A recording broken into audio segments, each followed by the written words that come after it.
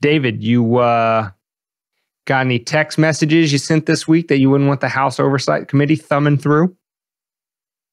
I don't really want them thumbing anything of mine, to be honest with you there, Dane. But no, not necessarily them. Not any... certainly not trafficking children. I'm certainly not taking advantage of any people in very high esteem. Not getting text messages about a percentage to the big guy from high-ranking officials in the Chinese Communist Party? Anything like that? No, I've got a lot of lonely singles text messages. Like, if you're lonely and you're in the area, click this thing. Oh, yeah. I think it might be visiting Martha, age 23, age 22, double D's is really into you. Tap this. Like, or you get a WhatsApp like, hey, you look pretty cute on your profile. What's up? Like, you're a 45-year-old. But the key takeaway here is you would be okay answering questions about those particular text messages and or emails in front of the American public. I mean, you say yes, but then you forget about that one night you were drunk with your friends and you called them a bunch of things that would look really bad if read out loud in a very stern tone.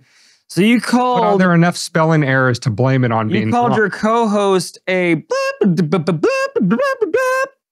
How do you respond? He is actually a poopy-stained penis. And I think the record will show that my aforementioned statement is actually factual. Well, factual or not, is it a national security threat? Like, I don't know, the leader of the free world being on the take by foreign powers. I'd say it's, if you are a walking poop-stained penis, you might be a threat to most society and like infection. They should definitely bust out their masks. Yeah, again. Biohazard, yeah. N95 it up because you don't want that. Oh, funny story about the N95. You know all that smoke that's been going through New York? What about it? They said that the N95 doesn't work. Fantastic. It would stop a coronavirus. It's microscopic, but... smoke particles? Completely rendered irrelevant. Can't figure that one out. Damn it. So anyway, that seemed like a leading question, Dane. Would you like to... Oh, no. I was just, I was hypothecating. It's not a word. It is a word, but not in this context. It's neither is what is... I was hypothecatizing about what it would be like if the president of the United States had a myriad of text messages and or emails from a close family member or between close family members, referencing or at least strongly implying that he was on the take by several foreign powers. I don't know what would happen in that type of scenario. I think my lucky stars, I'll never have to know, because every president we ever elect, especially the current one, is always tip top of the whole moral high ground pyramid. So, well, good for us and good for him. I feel like some of the people that you might be mentioning may or may not have been photographized, to make up words, by a hooker. We like doing that. In their underwear with a pistol that he shouldn't have had. Or was accused of smoking certain paraphernalia that is legal, but said, no, officer, that was Parmesan cheese. I like it. Extra dente, molto bene. I didn't know Biden was Italian.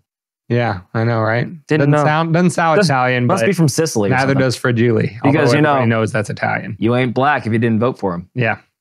Well, with that being said, David, are we talking about that topic this week? Let's talk about some topics. Are we just kind of skimming over that one onto some other topics? I feel that one flesh itself out. I just a word of caution.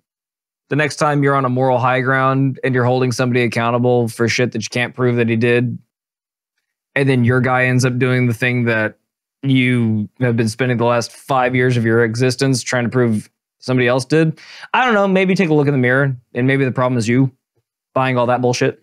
Words of wisdom from the boys at WMD Podcast. David, on to the real topics. Let's jump in. Oh, to the whole show or your spiel before the show about the topics? Did you forget the order of events? Let's jump out before we jump in. We're jumping out before we jump in. I jumped to toe. It's too cold, but I got to let it warm up. Just test it. And then, We almost jumped in April. Yeah. Okay. Yeah. Then we'll jump in. It's bad on the newtsicles. Got to let it warm up a little. Andrew Huberman, though, would probably suggest that you jump in there 20 to 25 minutes a week. It's good for health and longevity. Anyway. Exactly. So meme destruction. This is the spiel that I'm supposed to get. This is the part. You see, when you kick it off, it fucks up the whole flow. We got the rotation. You got me this week. You got got you last week. No. Maybe it'll get nameless, faceless guy next Sometimes week. we get our merds all mixed up. Anyway, meme destruction. Non-binary in Jersey. It sounds like a rom-com, doesn't it? Not anyone I'd want to watch. I wonder who they're going to cast in it. Anyway, Culture Corner. Affirmative action affirms racists. That's what it wasn't supposed to do. Yeah. It's funny how those government programs usually do the opposite of what they claim to do. If only there was a podcast that had been saying that for the last 4 or 5 years. Epstein didn't kill himself. A tyrannical government controls/covers up news. This is the first I'm hearing of that phenomenon. Listen, do you have your tinfoil hat over there? Yeah. Because if you want to take it off, take it off. Okay. Okay. Governments are always good people. They always mean the best. And then the main topic is Twitter is cuckoo for cuckoo puffs. That one's going to take some explaining. We'll talk about it when we get there. David, should we jump in? Doesn't need that much to explain. Anyway, yeah, let's jump in.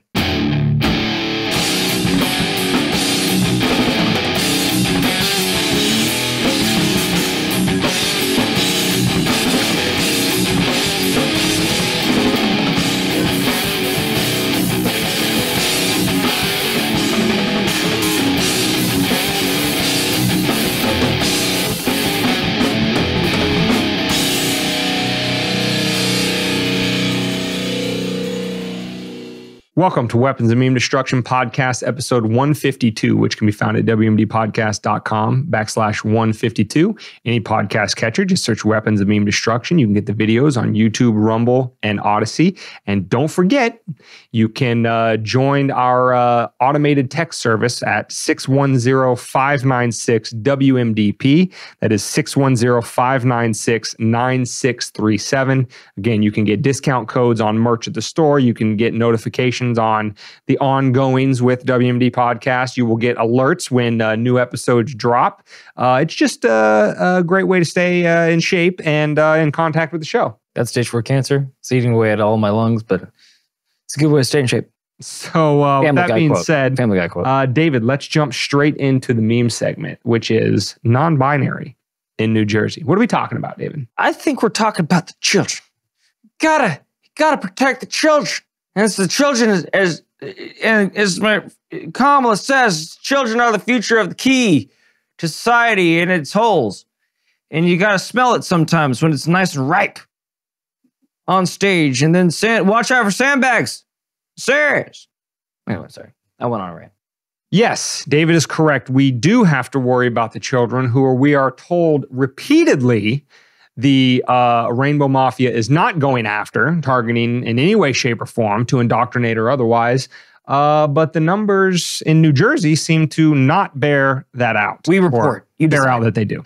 So anyway, we have a report published by thefreebeacon.com. And before you think the boys at WMD Podcast are just chasing down, any sort of fringe source that they can to back up their claims, we're also going to direct you to the comment sections down below from an article with the New York Times that also reports a steady and significant rise in children identifying as non-binary. But back to the Free Beacon.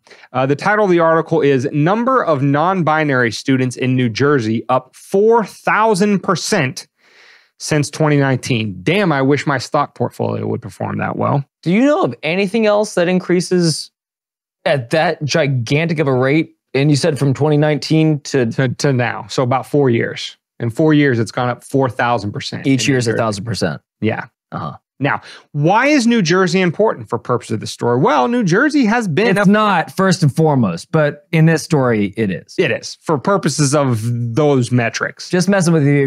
If you're from Jersey and watching it, we love you too. We're from Kansas. It's not that great. Yeah. It's better on some areas, worse on others. So anyway, New Jersey has been a front runner amongst states in terms of implementing sexual courses for minors as young as possible, and the probably more radical aspect of that is they have led from the front in terms of hiding it from parents. So, if your child wants to outwardly present as the other gender at school, New Jersey's policy is not to tell the parents. So they led from the front to sneak in their back door. How like them. Anyway, we have from 2019 until 2023, we have 16 students in the 2019-2020 school year in the state's public schools identified as non-binary, 16 students.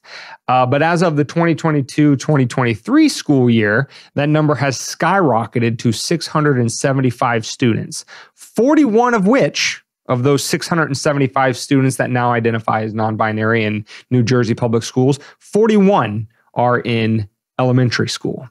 Now, David, this brings up more questions than answers. Now, the reason why this is in the meme section is because the pushers of this agenda to sexualize and teach sexual subjects to children as young as possible will say that this should not shock anybody because there are tons and tons and tons of people, children and otherwise, who are transgender and through either, bullying or shame or whatever, just didn't want to come out. And so now they feel more comfortable in doing so. Or B, they just weren't aware of these things. But then once they were given the totally non-pushy, non-indoctrinating information, they just chose it of their free will, and there was no, kind of massaging the facts or the details to get kids to adopt a particular worldview that they otherwise would have not have considered. And this is just the natural course of events when you just give kids the impartial, objective information that is discussions about sexual orientation as young as second graders. That's the meme. David and I have other thoughts. Well, Dane, do you remember what you used to do when you're in second grade? That's roughly what, 7 years old? 6, 7, depending. Yeah, I think I watched a lot of Power Rangers. I pretended to be a Teenage Mutant Ninja Turtle. Yeah. And if I feel like if I grew up right now, I would have had to go a series of very painful surgeries to potentially become a turtle. Only to be let down in the long run to look like some amorphous blob that's colored green and can't move out of a bed seat chair. And not just any turtle.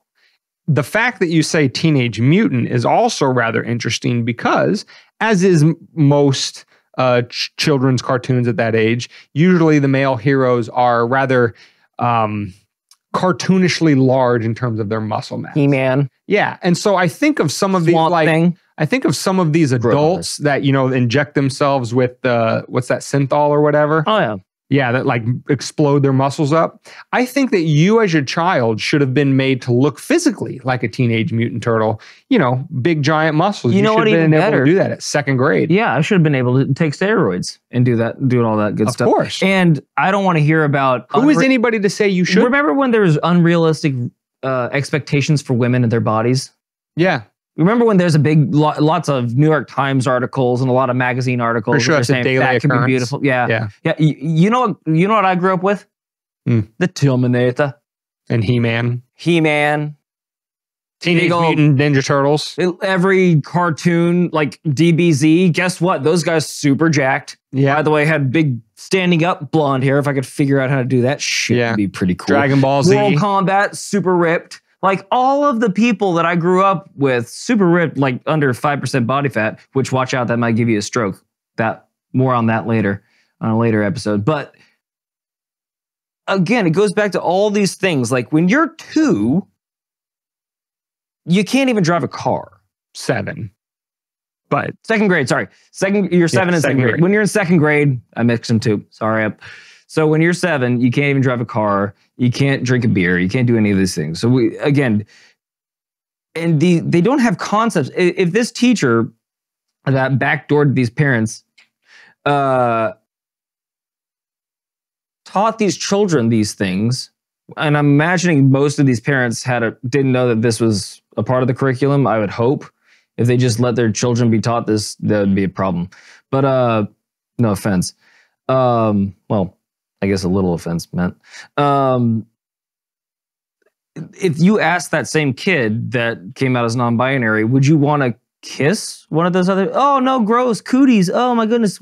Okay, so sexuality doesn't actually transpire that young. Usually, I was taught sex ed in 5th grade, right? I think I was like 7th or 8th, somewhere around there. It's somewhere in there, and it correlates with puberty.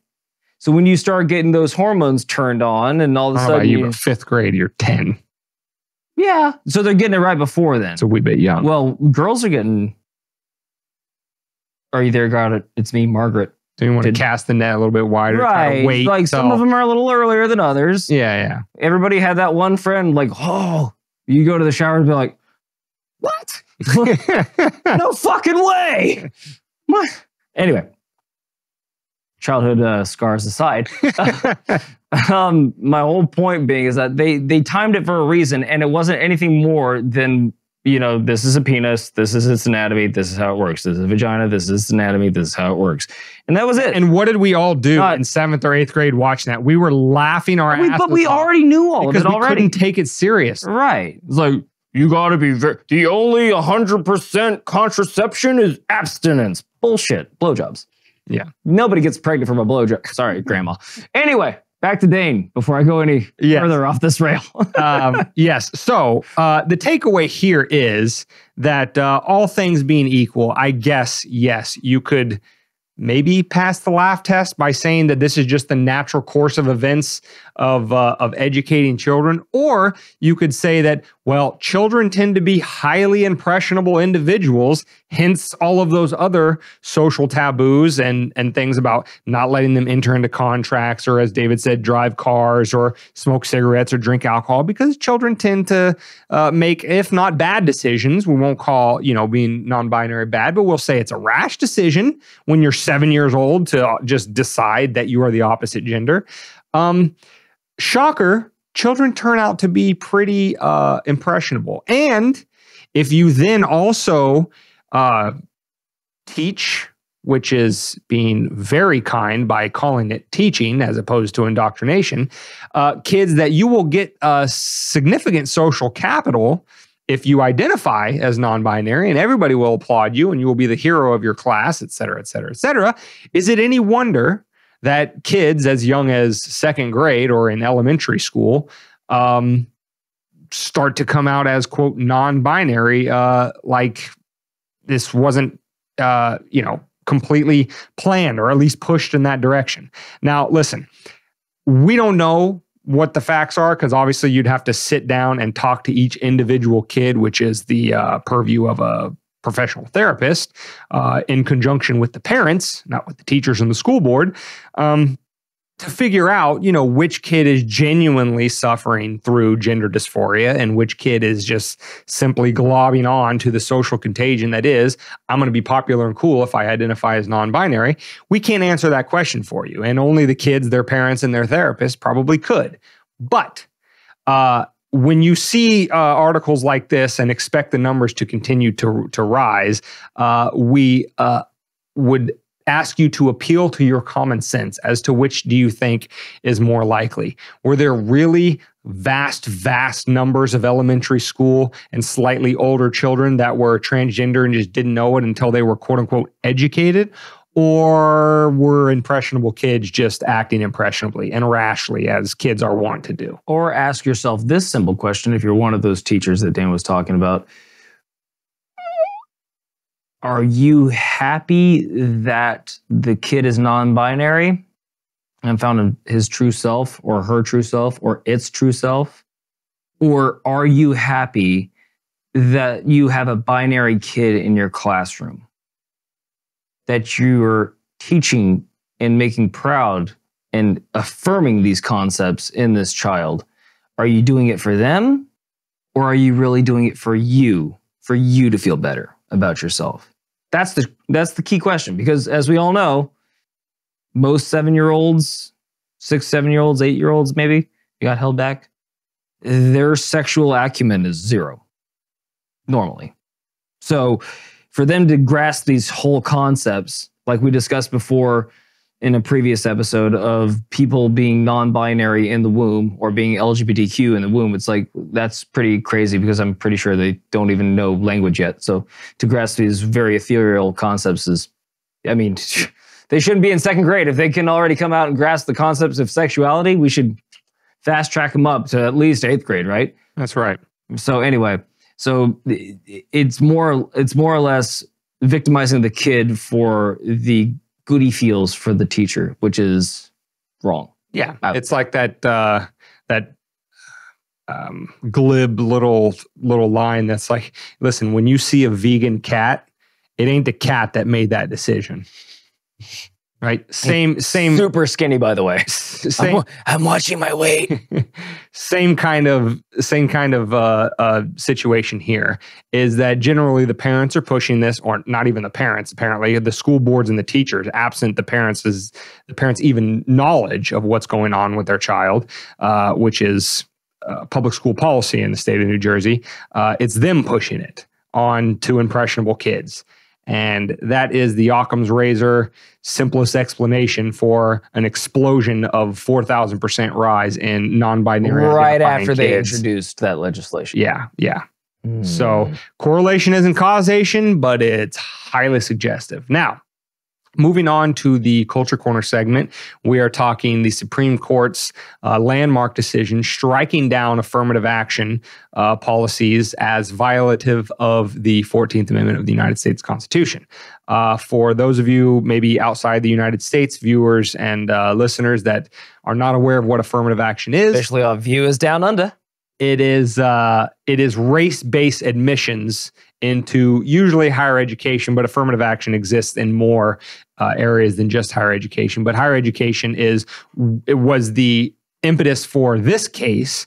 Some Asian students actually sued Harvard University, saying that them being Asian and excluded from Harvard, despite their metrics being completely Harvard worthy, that's what prompted the case and gave the Supreme Court the opportunity to view affirmative action as a whole of should we admit students, all other things being equal, based on the color of their skin as opposed to, their achievements, their skills, their content of their character, those kinds of things. Almost like an achievement-based program rather than just a skin color-based program. Merit-based, as it were. Whoa, that would what almost a novel be concept. Equal if we took all the other things around your accomplishments and threw them out the window and just hired you based on, or let you in based on what you've done to get in. Yeah.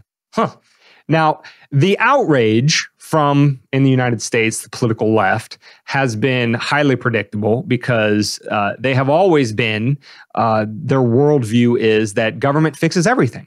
And that if free people are left to be free, they'll just be terrible to each other all times, no questions asked, no exceptions. And the only reason there's any sort of racial equality or equality of any other stripe is because the government stepped in with its hammer, seeing everything as a nail, and fixed the problem.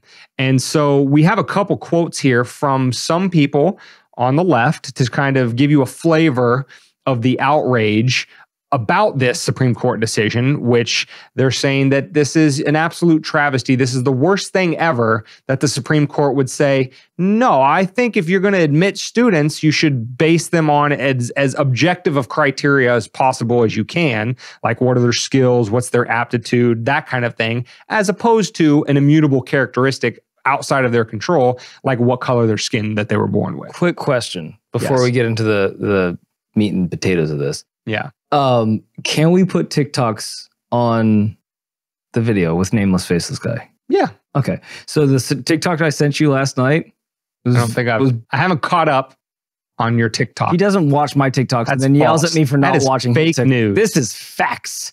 You heard it here first, sports fans. Anyway, I sent you a TikTok. Basically the ticker, the subject matter was like talker, whatever it was, the chyron talker at the top of it. Anyway, it said Asian students' reactions to everyone else after affirmative action gets raised. And it's a clip from The Race, or the one with Zach Galifianakis and Will Ferrell. The campaign, where he sits down and is Will Ferrell's the Asian kid. He goes, starts putting his napkin on. He goes, "Welcome to the fucking show," because he's about to light him up. Like all right, the Chinese can get back into. Since I won't remember that, it is your job to email or text nameless, faceless guy the link so he can put it in the episode. It's pretty easy. Maybe he'll watch it. Even though you just stole the fun out of it because he's going to put it in, but you just explained it to everybody. Yeah, I set it up. And then it's going to be funnier when they watch it. And they're going to go, ha, ha, ha. Thank you. That is so much funnier than David. Yeah, it is. Anyway, but I wasn't trying to be funny. Meat and levity to this goddamn thing. Are we meat and potatoes? Oh, there's plenty of levity in this segment. Is there? There's plenty of levity. Okay, let's find out. Let's find out together. The first chunk of meat in the meat and potatoes is a tweet from Bernie Sanders, who says, as Justice Brown Jackson wrote in her dissent today, quote, "Deeming race irrelevant in law does not make it so in life." End quote from Justice Jackson. And then Bernie Sanders continues, "Institutional racism exists. It must be combated. I urge colleges and universities to remain committed to recruiting and enrolling students of color." Couple things there, Bernsters. Which color? The colors you prefer or the colors that actually achieve and get in? Just asking. Right. And where do we draw that line? Should we like not admit anybody who isn't from whatever preferred color that you want, Bernie? Like, who sets up the metrics as to what is the exact specific proportional number of mixture that should be happening in order to achieve racial and social justice? Bernie, please inform us. And by the way, this systemic racism, where would that come from exactly, Dane? Well, that was my first question to the Bernster on this quote. That line that says institutional racism exists. Interesting. Where would that come from? Interesting, Bernster. Institutional racism. Who's been controlling the institutions for the longest period of time? Who's been backing the loans that allow these children to get into these schools at such an exorbitant rate that they will actually have to pay off for the rest of their lives? And they can't default on it and they can't go bankrupt. It's still going to be there until they're dead. And even after that, their children have to pay it, right? Right. Now, Bernie, I know that your side would object to the characterization that the, I guess, political and social left controls nearly every major institution in society. I mean, we can hem-haw around about, well, sometimes there's Republican presidents and Republican Congresses, and so maybe the left isn't in control of that particular aspect of power. But in terms of the soft power in society, so the non-governmental power, Hollywood, higher education specifically, things like that, media, it's really not in debate for anybody who isn't in your echo chamber that the political and social left has controlled those institutions for decades and has been moving the Overton window further and further in the progressive direction for decades. So if institutional racism exists, Bernie, I would ask yourself, maybe hold up a mirror when you do this. I find that helpful when I'm doing self-examination, is who's been the one controlling all the institutions? And if that group has been controlling them and yet this problem still persists, why? And based on who's been controlling all those institutions, why should we trust that same group of people to fix the institutions that they have allowed to persist in being institutionally racist for so damn long? But again, I know you disagree with the premise from the outset that the political and social left doesn't control all the institutions. What it also does, Dane. But again, that fails the eyeball test. What it also does, Dane, is it's, as Tracy Morgan said it best on the NBC hit sitcom 30 Rock, that's the subtle racism of lowered expectations. So what he's saying is he doesn't think that, let's be honest, the African-American population are going to be able to get into these colleges without government assistance and a law that makes sure that it happens. What is that saying? That they aren't smart enough to do it on their own. That's fucked up, Bernie. That's real fucked up. Well, I think that making that judgment just on the face of Bernie's tweet. I'm not saying you're wrong in doing that. I think that is a fair characterization of the way Bernie feels behind the scenes. But that's not quite as tenable on the face of his tweet as this next individual that really says the quiet part out loud.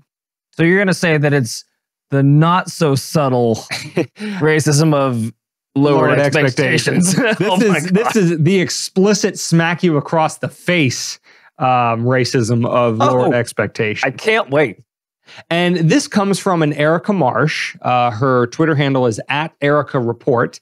And if you go over there, I forget, I hadn't seen it in a couple of days, so I'm probably messing this up, but she worked in some capacity on the Obama campaign. She was like in media or communications or something like that. Several 100,000 followers. And I mean, I assume the picture is actually her. This is a young, white, liberal female.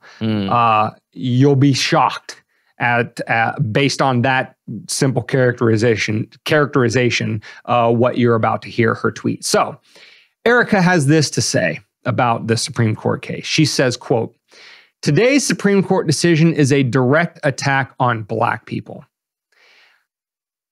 Pause right there in that sentence. The court said you're not supposed to make admission decisions based solely on race. They didn't say only Black people, Erica. Oh, fuck. I shouldn't have gone in on Bernie. They said, period. That was the first sentence of that. Factor into that was the first sentence of that. That was a direct quote. Yo. Today's Supreme Court decision is a direct attack on Black people. Next sentence, Whoa. I promise you it gets worse. She follows up that doozy with the next sentence, quote, "No Black person will be able to succeed in a merit-based system, which is exactly why affirmative action-based programs were needed." Holy shit. Now, Miss Marsh, and then her last sentence, just to finish out the full tweet for sake of completeness, God, says, today's decision is a travesty. Now, Miss Marsh, I'd say have a seat. We need to have a talk. What'd she pick a whole bouquet of, Dane? She's farming an entire crop of whoopsie daisies. Oh my God. And she realized that she stepped in it. I mean, wasn't hard to realize because she got absolutely ratioed in the comment. And for the first time, I'm all for it. I'm all for dragging somebody on Twitter in this regard. That you are so woke that you, again, we say this all the time, you can't be woke enough until it eats you alive. It's like a cyclical kind of fucking thing that, like, I can guarantee you what she was thinking. She's like, I'm standing up for all African Americans making this tweet. Send. Fight the power. And then the landslide came down. Now, Miss Marsh, how can I put this in simple terms that you would understand? You did a racism. That's maybe racist. That is a racism. You just said that no Black person, okay, that's a very broad brush, very broad, because you're not distinguishing between somebody who studies really hard, somebody doesn't, all of the things that are not just based solely on the color of their skin. All of them, you said. Well, you said no, so that obviously implies all. No Black person will be able to succeed in a merit-based system. So in a system where, as the great, rest in peace, Macho Man Randy Savage would say, the cream rises to the top. The cream always rises to the top. No pukesters on my left. No pukesters on my right. Your statement is that in that cream at the top of a merit-based system, there would be absolutely no Black individuals in your estimation. I'm not sure why that needs to be explained to you, that's a highly problematic thing to say. Maybe it's your white privilege that didn't let you see that. And I mean, come on. Like I said, you worked on the Obama campaign. And last time I checked, first Black president. So, he did all right. Whether somebody like ourselves agree with his policies or not, he did. Black guy became the most powerful man on the planet for 8 years. And you had a hand in that. So you had a front row seat to And by the way, black individual succeeding in, I guess, what we would nominally call a merit-based system. Was he achieving more votes than his opponent? Was he married to a white woman as well? No, he was not. And during said time, did he not? Well, the smart woman and the smartest person in this relationship is my wife. That trope. Anyway, did I cut you off, Dane? No, I mean, I just, to close the loop on Erica, she followed up with a tweet later on after she got... A follow-up tweet is always the best move, by the way. After she got absolutely blasted from all sectors of Twitter. I'm sure she came back with something She says, and again, this is victimhood mentality. Boy, this white privilege, right? She absolutely steps in it.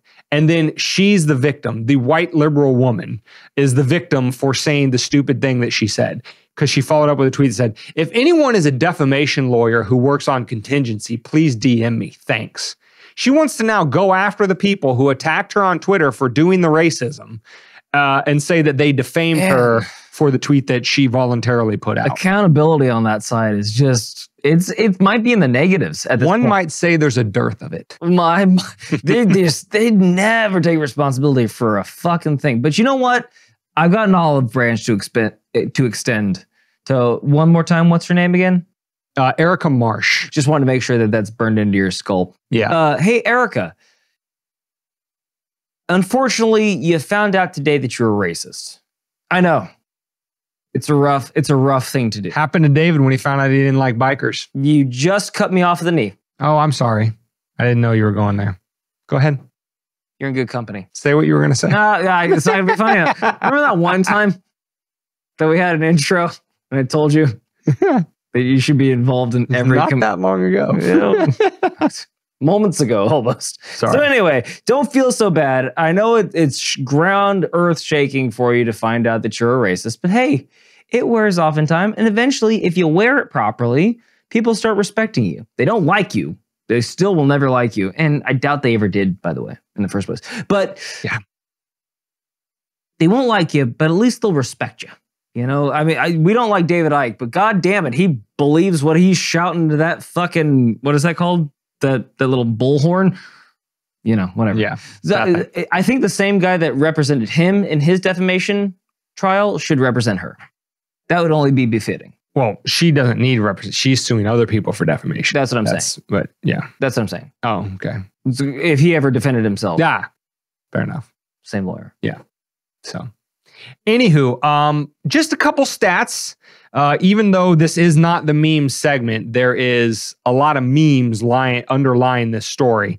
And so I just wanted to run a couple points by you because the argument is, as we alluded to earlier in the show, is that, again, there's a problem.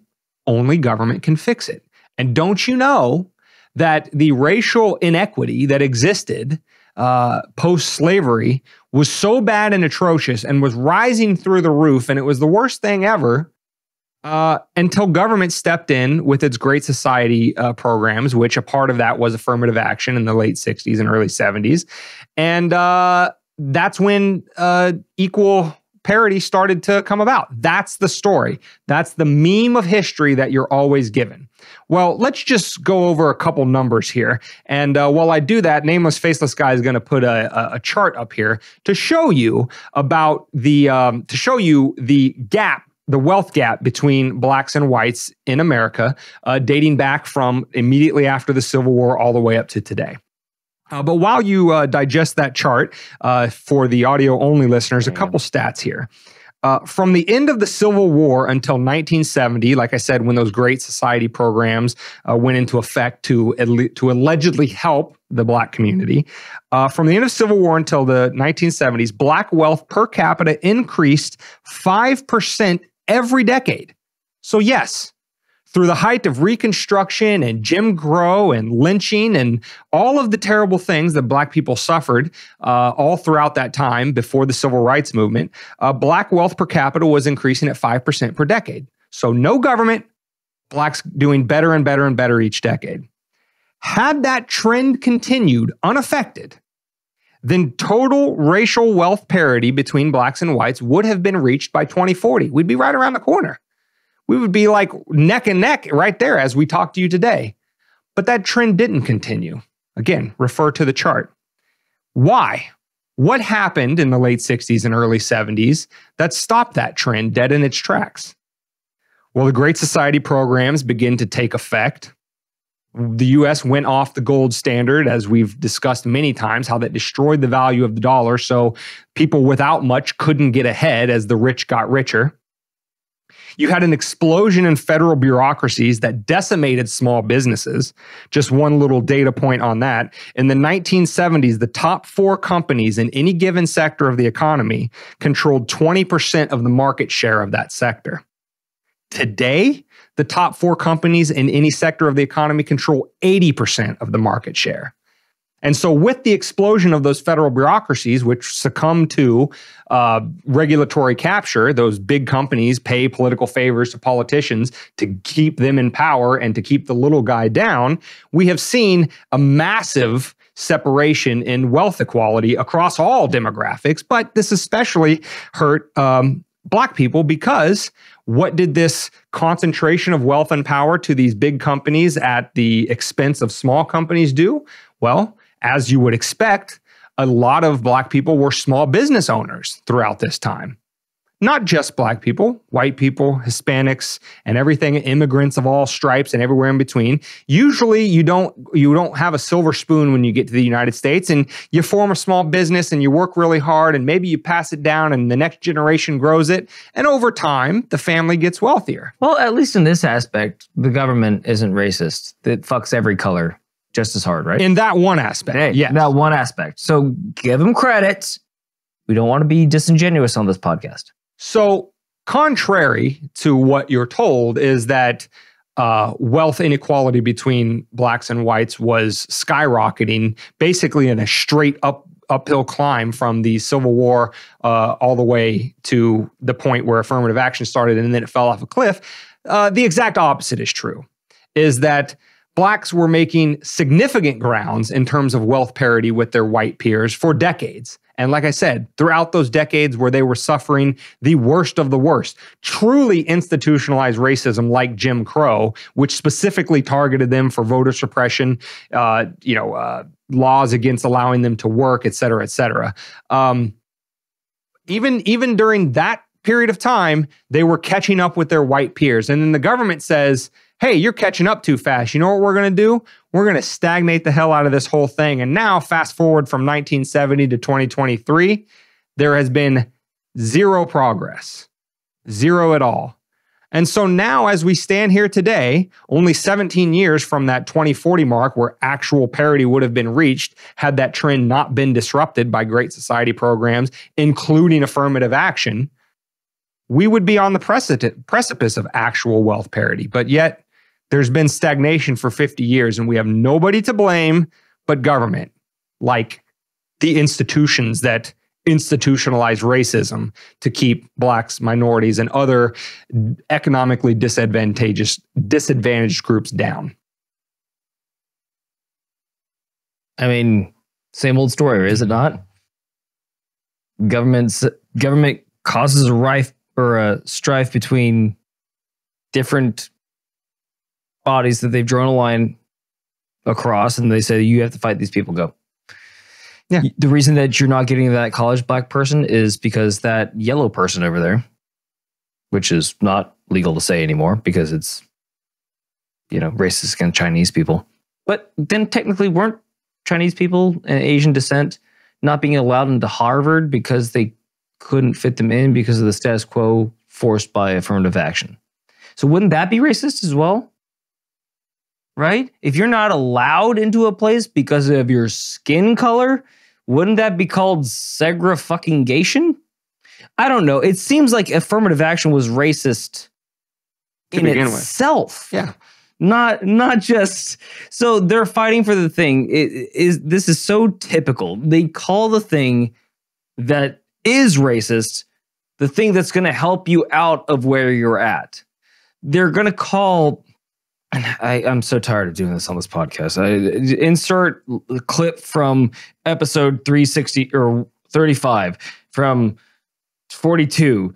We say this almost every episode. It's like whenever government introduces the Patriot Act, the Wealth and Prosperity Act, the this, that, it's always the opposite. They're always saying that, oh, this is going to help you. This is going to make your life infinitely better. And then all of a sudden it makes all their lives better and then turns all our lives to shit. And then you know what they do on top of it? The little cherry on top, they go, oh, the reason that it's not great is because of your neighbor, not because of us, the people that wrote the thing that makes it not great for you. So blame your neighbor, you guys fight, and we're going to split all the treasure up here. So that's my 2 cents on it. I'm happy it's gone. It shouldn't have existed in the first place. And now that it doesn't exist anymore, let's let the cream rise to the top. Because I don't need somebody that identifies as a mathematician to be making rockets for Elon Musk or for NASA. I need an actual mathematician to make rockets. Especially if I'm going to be on that damn rocket. No shit. If we're going to terraform some bitches, we can't have identifiers of math. We have to have actual mathematics. Actual mathematics. There we go. So, in what could potentially be the shortest segment in the history of the segments of weapons of mass destruction, we are talking Epstein. He didn't kill himself. And we are also talking Ed Krasenstein, Twitter blue check. So he's important and you should listen to him. And he has some words of wisdom for you using last week's 36 to 48 hour Russian coup was what prompted this tweet. But words of wisdom from Ed Krasenstein. Let's see what he has to say. Quote, breaking. The Russian-led Putin government has just blocked access to Google News after, and I apologize for mispronouncing his name, Prigozhin, I believe, after the Prigozhin's Wagner Group begins its war against the current regime. When governments are scared, they block the news.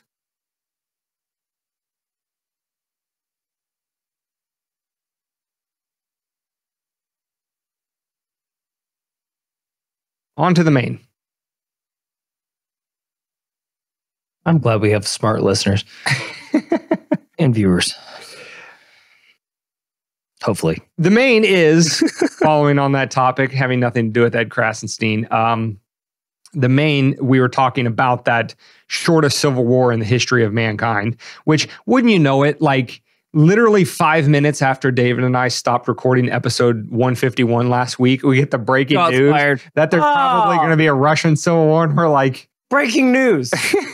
This is our breaking news. This is breaking news when you don't pay us any money to do this shit, all right? You get your breaking news two weeks late. Now, maybe this is rationalization to give David and I credit for only having a one day a week episode. Hold on. But sometimes letting things settle can give you some clarity before you speak on it. Actually, that would be a wonderful message to relay to all of the government officials and all the news media across the land. Like, hey, let's let shit settle a little bit before we start making definitive remarks about things and stuff. We're not exactly like moral high horsing that aspect of it, though, because let's be honest, if we had more money in this podcast to do multiple times a week, we would have done it. Deep in that. We're just too broke at this point by the way, to do more a week than one. Because you surreptitiously shat all over my goddamn title for this thing. It's Twitter is cuckoo for cuckoo puffs. It's Cocoa Puffs. Yeah. My head. Yeah. Okay. So I just now I explain the joke. Dane, you should change your name to Dane, the destroyer of fucking comedy on this goddamn podcast. Thank you. Anyway, listen, sometimes the last horse needs a little bit longer to finish the race. Okay. No worries. I get it. You got a whole spiel to remember for the things where they need to find us and where they can find this podcast and the number to remember. And then you definitely hit the DP really hard on that number again, but it's okay. It's fine. Maybe it'll help them remember it. So leading off, and again, unless you were under a rock, because this was every single media source for the 48 hours that it existed. Last week, Friday to Saturday or Sunday, a Russian, I want to say it's like a paramilitary group, but obviously engaged in the Russian offensive in Ukraine, led by a guy, Prigozhin's the last name. What was his first name? Vladimir? Something. I'm just shooting in the dark. Shooting in the dark. Anyway, doesn't matter. So Prigozhin says, hey, I'm kind of mad at the Russian military because, they bombed our camp and we're supposed to be on their side. They don't tell me we look pretty anymore. What the hell gives? So I'm going to turn my happy ass around and I'm going to march to Moscow and I'm going to mow down anybody that gets in our way, Russian military or otherwise. And then Putin allegedly got on a plane and fled Moscow, and it was all a hubbub. And everybody was up in arms about, oh my God, look at this Russian civil war that's popping off. And to be fair, when we first saw the headlines, we're like, God damn. Oh shit, some shit's getting hot over there. But not rushing to judgment and also only being able to afford one podcast a week. You didn't hear from us about it till now. Not Russian to judgment. That's right. But you will not be surprised, which only a week of clarity will show you, that the usual Twitter twats were up to no good when this story broke. Waters, as we like to call them. Yes. Rushing to their banners to claim that they're the most informed person in the world and they didn't just learn about the Wagner Group 5 minutes ago and they know everything and they're going to tell you who the good guys are and who the bad guys are and they've been right about this whole Russia-Ukraine war situation the whole time. Same guys. Multiple repeat offenders, going through a couple tweets. Going through a couple tweets here. First one is from a Libertarian Party mouth breather, Joshua Reed Eagle. Boy, if you want to look for some libertarian shit takes, this is, mainline it right into your veins. This guy is... Public service announcements. Don't mainline shit into your veins. Yeah, especially tweets from this guy. When you've heard me refer to some libertarians, some call them Beltway libertarians, whatever. These are the libertarians for whom their North Star is mainstream respectability. They have no principles. They're libertarian in name only, linos, if you will, and they just want to make sure that all the usual suspects in the DC inner circle make sure that they know that they're not one of those libertarians. Not the comic like books, the city, DC. Yeah. So anyway, Joshua Reed Eagle has this to say. Don't lionize the Wagner Group. They're neo-Nazi terrorists. There is no good side in this conflict. Now, hold on. Haven't we been saying for weeks that the New York Post said, hey, Ukraine, put away your Nazi symbols. Keep fighting the good fight for the Aryan race, but just put your hand over it. Yeah. Cover the patches. Haven't we been covered them titties? Cover the titties. Anyway, that fish has some big eyes. Nice fish. Nice fucking fish. Nice big ass. Anyway, Bad Boys 2 or 3? 2. Bad Boys 2. The best of the 3, if you can say that. Anyway, moving on, champ. So, sorry, were you still going? No, I forgot what I was going to say anyways. Notwithstanding that, just like most people, I'm sure that when this story broke, this is the first time that Mr. Reed Eagle here had heard of the Wagner Group, just like everybody. But he is quick to tell you they are neo-Nazi terrorists, not at all like all of those Ukrainians that David just mentioned. But, again, if you have enough goo in your brain to read Reed Eagle's tweets for longer than, a couple weeks, you'll see that he's been on the side of Ukraine is universally good, the cartoonish version of history. Ukraine is good. Russia's bad. Everything Russia did was completely unprovoked, and the United States should probably keep supporting Ukraine, including sending money to cough, cough, neo-Nazi terrorist groups in Ukraine. But when a Russian group turns back on that universally evil Putin and his regime, don't trust them. They're neo-Nazi terrorists. Listen to Joshua Reed Eagle. That guy is plugged in and knows everything about everything before it happens. You know, it's funny. What? I've got a little side story to add some levity, hopefully, to this. So I was working out in the gym, obviously going to stroke out. And a dude, he comes up to me. I still had one earbud in. He goes, "Esta Europe?" I was like, "Huh?" And he goes, something Europea? I was like, one more time. And he goes, "Are you from Europe?" I was like, "No." He goes, "Oh, well, you look like you are." I was like, "Oh, well, all my line comes from like I'm an Eastern European mutt is Well, there are a couple of Eastern European nuts involved in my making, but we'll leave that to a side. Gross. Anyway, sorry, Grandma. So he goes, oh, well, no. I was like, so you're from Europe. Where are you from? He goes, Ukrainian, Slovakian. I was like, every fiber in me wanted to go, oh, the Jews, right?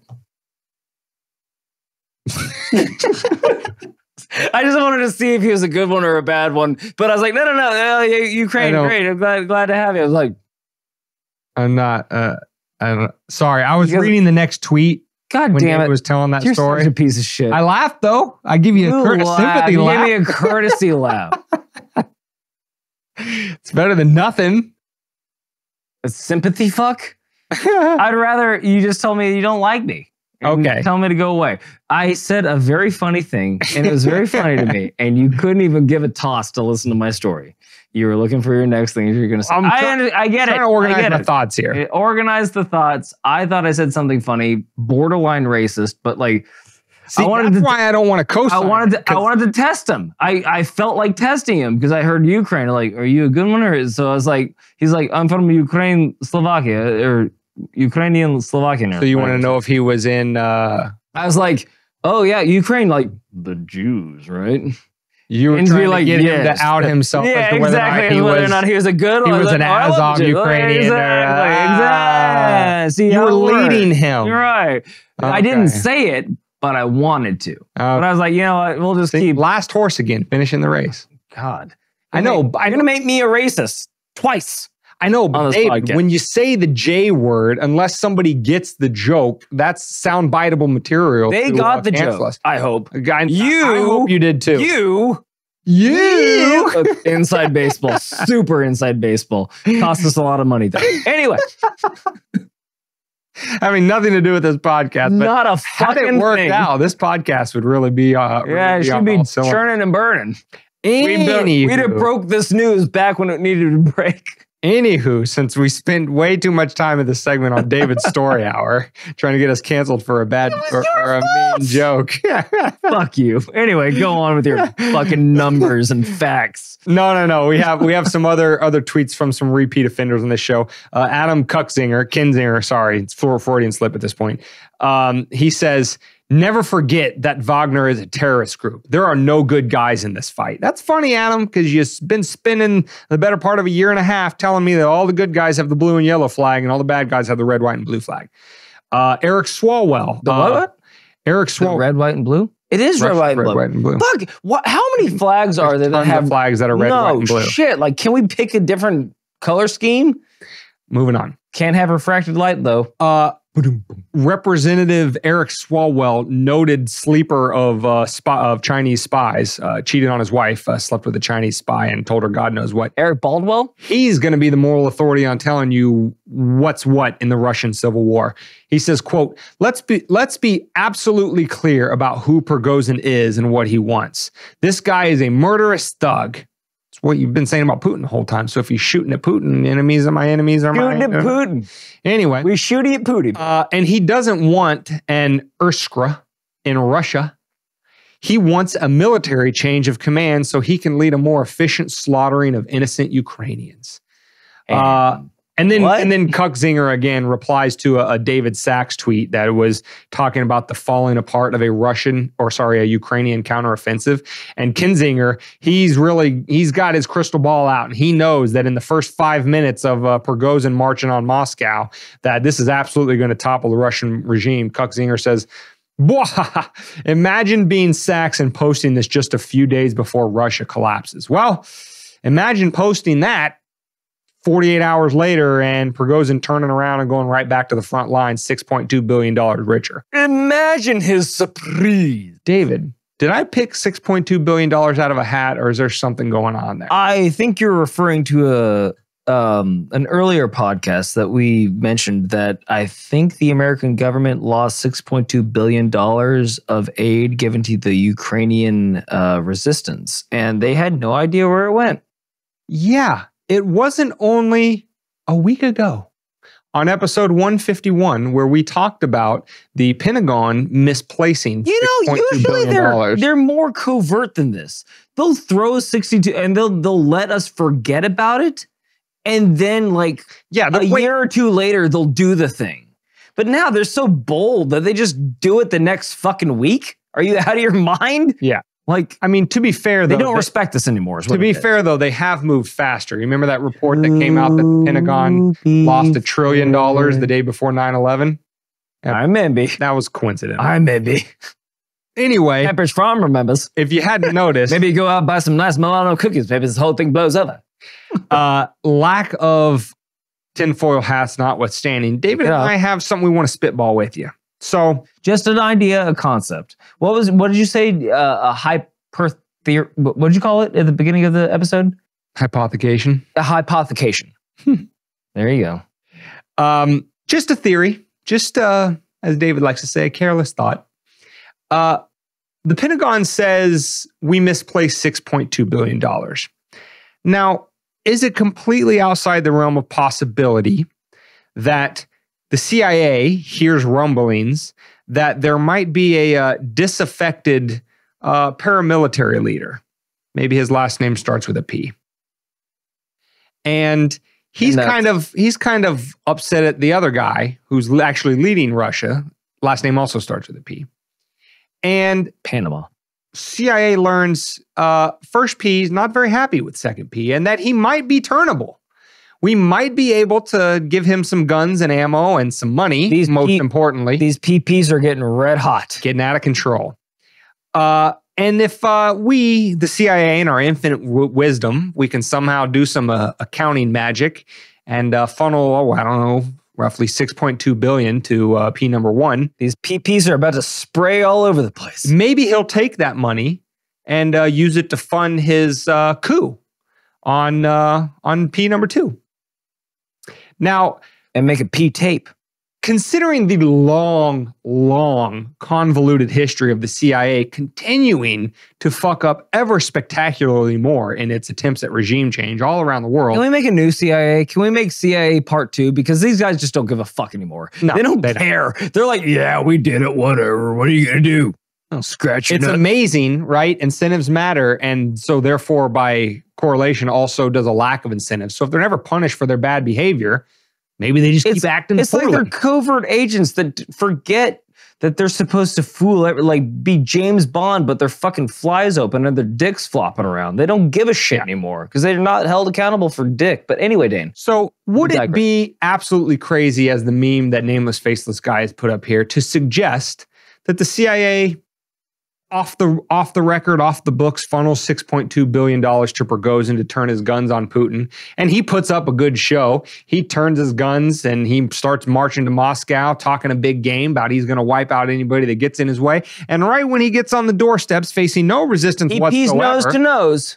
Facing no resistance whatsoever, he's like, yeah, I think I'm over this whole coup thing. I mean, it's been 48 hours. We've been doing this long enough. I'm going to go back to the front lines and keep fighting. Oh, and by the way, Putin, known for his infinite mercy, pardons the entire group for coming right to his doorstep and making him flee the capital, and says, hey, listen, guys, let's let bygones be bygones. You're all free to go.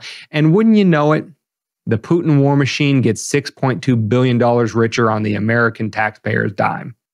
Now, would you be shocked to learn in 20 or 30 years that that's exactly what happened in this situation? I wouldn't be shocked. But at this point, it's just a conspiracy theory. Let's wait 6 months and find out that it's a Let's see how much longer this war goes on. Yeah.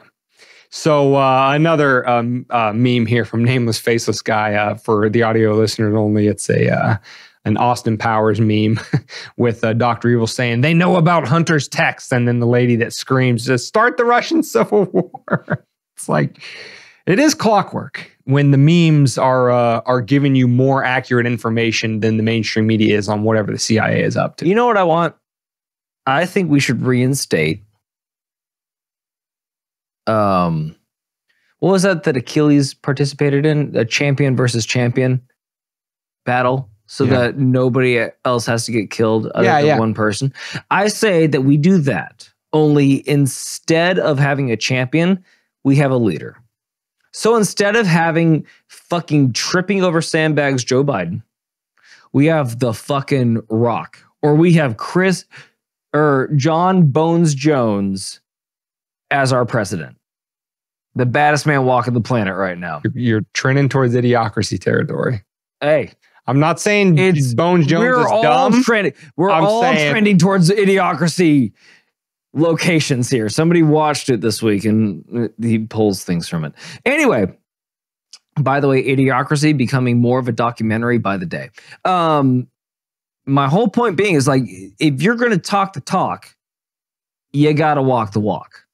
Like, instead of all this convoluted bullshit, we just say, hey, this is how it goes. I've got my friends, you got your friends. And then we can have a battle royale. Instead of how many people dying on the beaches of Normandy, instead of how many people dying in Hiroshima and Nagasaki, instead of all these countless amounts of people that died over the 20-year war in Iraq and Afghanistan, instead of all that, one person has a fucking UFC fight. And then whatever happens after that, we discuss terms after that. Wouldn't that be so much more civilized? Of course. Than this very sterile, very new way of war where we press a button and a machine flies up and then delivers a fucking bomb onto a house of innocent people, but there might have been one person there that got blown up that we wanted to have dead. Yeah, but then, David, America wouldn't have the supremacy that it enjoys. Oh, I think we got some bad motherfuckers to lick president.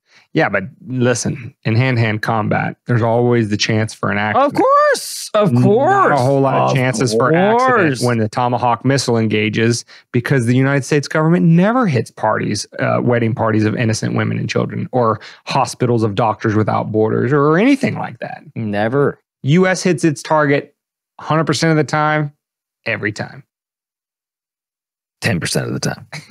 And speaking of that, to close out this segment, repeat offender from last week's episode, if you remember Tom Nichols, he was the one who wrote the book on... One more time?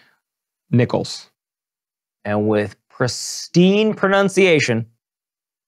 Nichols. There you go. Okay. That's all I want. Anyway, so Tom Nichols, if you'll remember from last week, wrote the book about, the death of expertise, or what, I don't forget what the title is. Who cares? Nobody's going to read that bullshit anyway. But anyway, he has really went to the warpath in the whole RFK debating Dr. Hotez on JRE and all that kind of stuff, because Nichols says experts are experts are experts, and you should always listen to the experts, and you are not able to discern between two experts, and that experts should not engage with non-experts, because the experts give the non-experts credibility, and that decreases their expertise, and then the experts aren't the experts anymore, according to Tom Nichols. But now, Tom Nichols, who, by his own self-professed expertise, is an expert in all things Russia. So he's self-castrated? Yeah. Interesting. Is an expert in all things Russia, now says you are capable of discerning which experts to listen to. Please, Dane. Here's the tweet. Nichols says, it's a tweet in two parts because he couldn't keep his character count under control. Nichols says, quote, "This is a great..."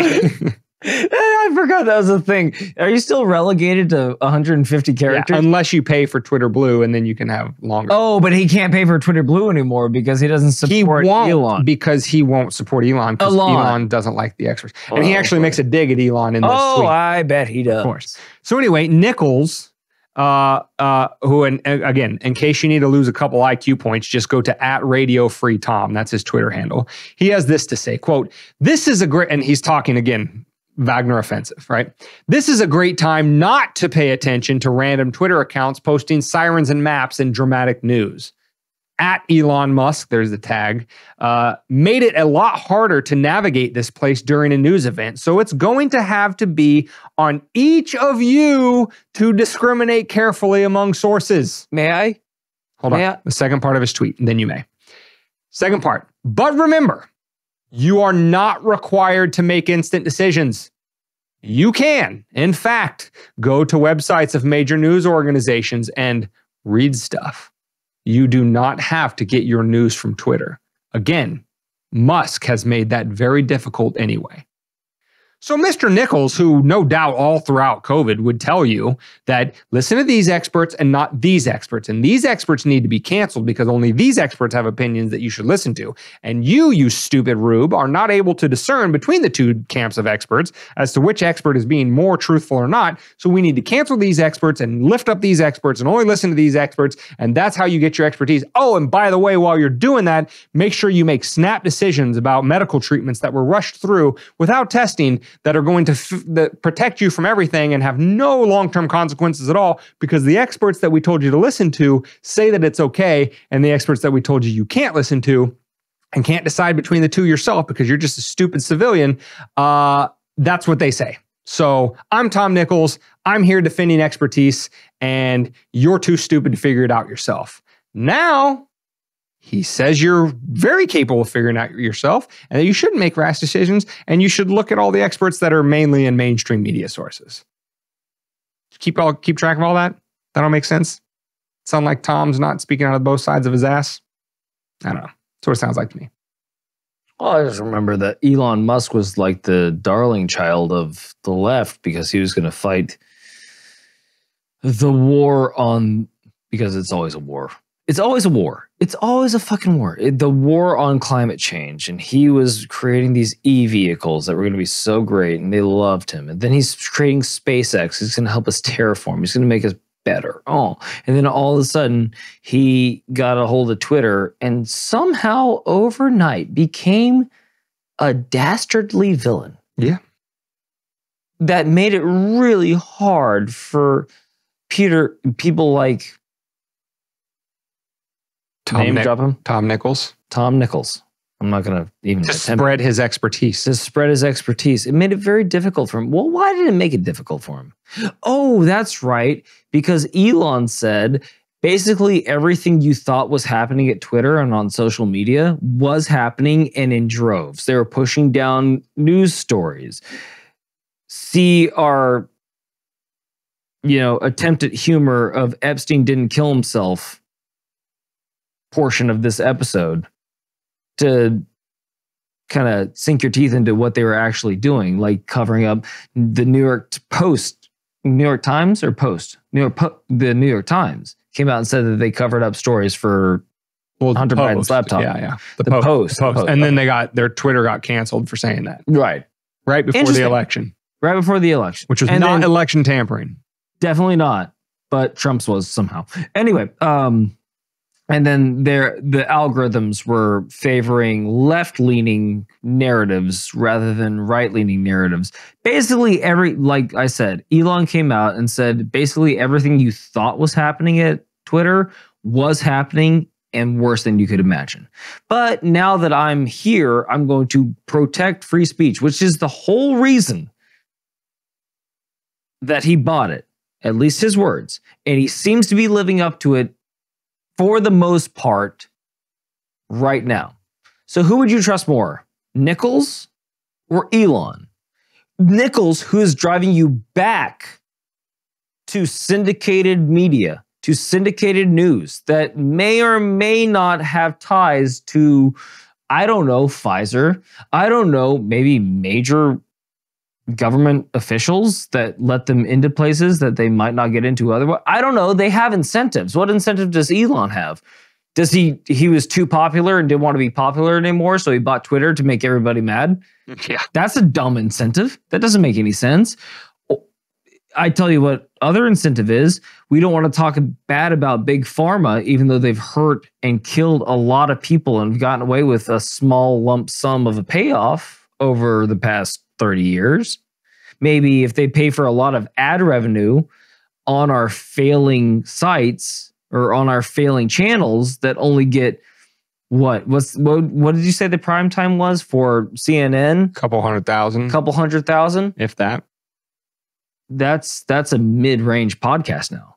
Mid-range. We're not mid-range, obviously. Unless we'll get there. Unless you're in Australia. Maybe we're working our way up there. Yeah. But all I'm saying is that if you take a second, kind of like Nichols said, is it Tom? Yeah. Okay. Tom Nichols said, like, take a second, take a step back, read shit, and then say, okay, they're affiliated with this person. They might have ties to this thing, which would cause them to say this thing. Kind of like studies, kind of like following the science. If you look at a scientific experimentation, look at where it was funded and look at what it was studying and look at what it found. That's a smart person thing to do. I don't know. Maybe Nichols has turned a corner. Maybe he fighting for knowledge. Notwithstanding his shots at Elon and saying go to mainstream sources, which is laughable.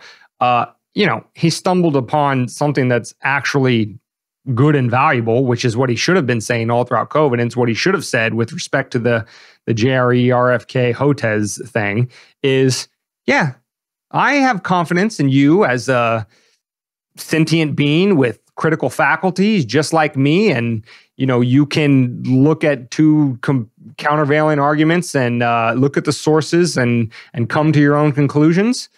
That's what everybody should be encouraged to do.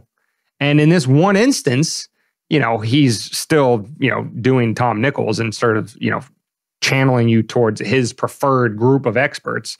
But at least he's saying that you should do what you should have been encouraged to do all throughout COVID and all throughout every single time the U.S. war machine wants to ramp up and march to power or engage in more regime change that fails time after time after time of questioning quote unquote experts like this dipshit. So yeah, I'm happy he's at least encouraging people to do it. His timing's a little suspect, and whether or not anybody should ever actually listen to him on anything other than that narrow, specific piece of advice of do your own research is dubious. But hey, I'm glad he at least said that. Broken clock right twice a day. Do you think that this is like their coming to God moment where they're like, hey guys, like when you're about to lose a fight, like, hey, listen, we can work this out. Like, we don't have to go through the whole. No, because these people are incapable of self-reflection.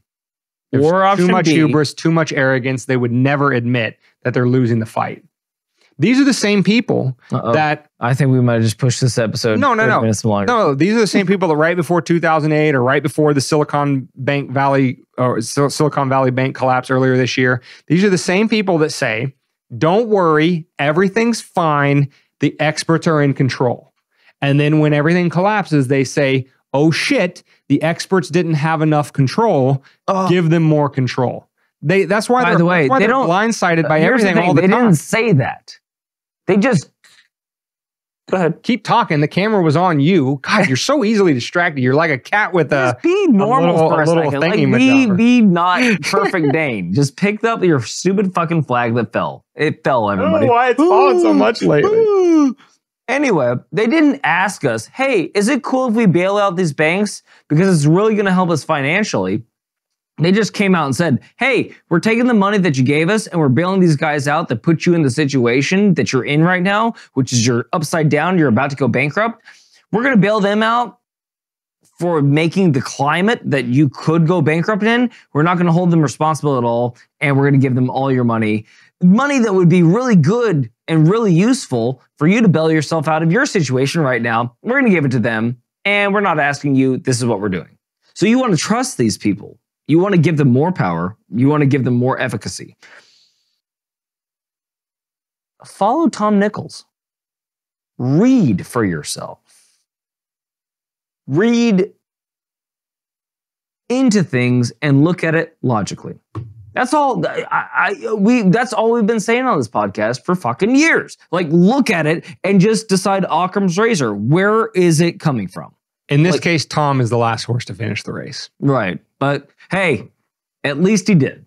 And he might have accidentally said the right message. Yeah. For once. Now, do we expect him to follow up this with more? Probably not, but we digress. After all that, Dane, where can they find this illustrious 152 episode of Weapons of Meme Destruction podcast? The good people operating in and occupying the sane space can find this episode at wmdpodcast.com/152. They can get the audio only on any podcast catcher. Just search Weapons of Meme Destruction. They can get the video on YouTube, Rumble, and Odyssey. They can link up with us on our non-podcast socials, Twitter, Instagram, TikTok. They can get into the private members-only Facebook page at $5 a month or more of support at wmdpodcast.com. Support our work tab. You donate at $5 or more and we'll send you that Facebook invite to get into that group. You can also find us on Tribel and Float. Don't forget about that automated text number to stay in constant contact with the show at 610-596-WMDP or 610-596-9637. And with all that being said, email list, wmdpodcast.com on the homepage. Join that email list. Never know when we're going to get nuked off of a site. But you're on that email list. We'll always have contact with you to let you know where we're coming back to next. So, David, that being said, next week, 153. Cheers to all of you for sticking around. Make sure you read those sites and discern for yourself. Stay safe, but more importantly, guys, stay free.